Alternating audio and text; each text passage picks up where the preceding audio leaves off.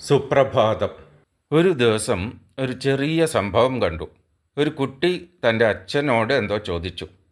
അച്ഛൻ തിരക്കിലായിരുന്നു. ഒഴിവാക്കാൻ ഒരു ചെറിയ നുണ പറഞ്ഞു. കുട്ടി അത് വിശ്വസിച്ചു. ആ നിമിഷം ഒന്നും സംഭവിച്ചില്ല. പിന്നീട് സത്യം മനസ്സിലായപ്പോൾ കുട്ടിയുടെ മുഖത്ത് ഒരു ചെറിയ നിരാശയുണ്ടായിരുന്നു. അത് വലിയ കോപമല്ലായിരുന്നു, വലിയ തർക്കവും അല്ലായിരുന്നു.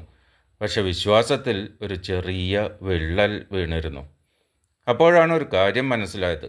വഞ്ചനയുടെ ഏറ്റവും വലിയ നഷ്ടം നമ്മൾ കരുതുന്നത് പോലെയല്ല. പലരും വിചാരിക്കുന്നത് ഒരാളെ വഞ്ചിച്ചാൽ നഷ്ടമാകുന്നത് അയാൾക്കാണ് എന്നാണ്. അയാളുടെ പണം, അയാളുടെ സമയം, അയാളുടെ സന്തോഷം, അയാളുടെ വിശ്വാസം.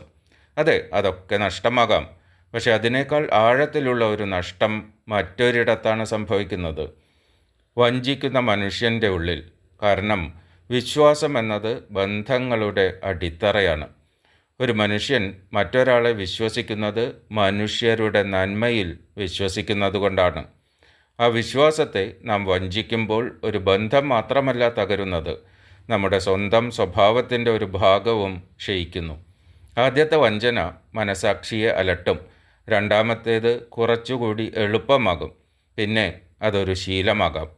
അപ്പോൾ മറ്റുള്ളവരുടെ വിശ്വാസം നഷ്ടപ്പെടുന്നതിനൊപ്പം നമ്മുടെ സ്വന്തം വിശ്വാസ്യതയും നാം നഷ്ടപ്പെടുത്തുന്നു. ഏറ്റവും അപകടകരമായ കാര്യം മറ്റൊന്നാണ്. മറ്റുള്ളവരെ വഞ്ചിക്കാൻ ശീലിച്ച മനുഷ്യൻ ക്രമേണ എല്ലാവരെയും സംശയിക്കുവാൻ തുടങ്ങും. കാരണം അയാൾ ലോകത്തെ കാണുന്നത് തൻ്റെ കണ്ണുകളിലൂടെയാണ്. താൻ ചെയ്യാൻ കഴിയുന്നതെന്തോ മറ്റുള്ളവരും ചെയ്യുമെന്നാണ് അയാൾ കരുതുന്നത്. അങ്ങനെ ഒരു നാൾ മറ്റുള്ളവരെ വിശ്വസിക്കുവാനുള്ള സ്വന്തം കഴിവ് പോലും നഷ്ടപ്പെടാം. അതിനാലാണ് ഒരു പഴയ സത്യം പറയുന്നത്: മറ്റൊരുവനെ നമ്മൾ വഞ്ചിക്കുകയാണെങ്കിൽ അപ്പോൾ ഓർക്കുക, നമ്മൾ നശിപ്പിക്കുന്നത് അയാളുടെ വിശ്വാസം മാത്രമല്ല, മറ്റൊരാളിൽ വിശ്വാസം അർപ്പിക്കുവാനുള്ള നമ്മുടെ സ്വന്തം കഴിവിനെയും കൂടിയാണ്. കാരണം വഞ്ചന ഒരു നേട്ടമല്ല, അത് കാണാൻ കഴിയാത്ത ഒരു നഷ്ടമാണ്. സത്യസന്ധത ചിലപ്പോൾ ഉടനടി ലാഭം തരില്ല, പക്ഷെ അത് അമൂല്യമായ ഒരു സമ്പത്ത് സംരക്ഷിക്കും.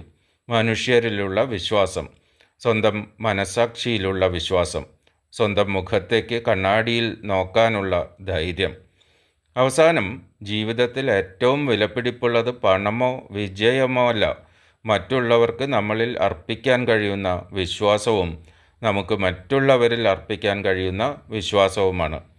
അതൊരിക്കൽ നഷ്ടപ്പെട്ടാൽ തിരിച്ചു പിടിക്കാൻ ഏറ്റവും പ്രയാസമുള്ള സമ്പത്തുകളിൽ ഒന്നാണ്. ഇന്നത്തെ ദിവസം വെറുതെ കടന്നു പോകുന്ന മറ്റൊരു ദിവസമാകാതെ നിങ്ങളുടെ ജീവിതത്തിൽ ഒരു ചെറിയ മാറ്റമെങ്കിലും സൃഷ്ടിക്കുന്ന ദിവസമാകട്ടെ. ഏറ്റവും ഫലപ്രദമായ ഒരു ദിനം നിങ്ങൾക്ക് ആശംസിക്കുന്നു. സുപ്രഭാതം. സന്തോഷത്തോടെ ഇരിക്കൂ, പ്രതീക്ഷയോടെ മുന്നോട്ട് പോകൂ. നാളെ വീണ്ടും ഒരു പുതിയ ചിന്തയുമായി മോർണിംഗ് മന്ത്രയിൽ കാണാം. നന്ദി.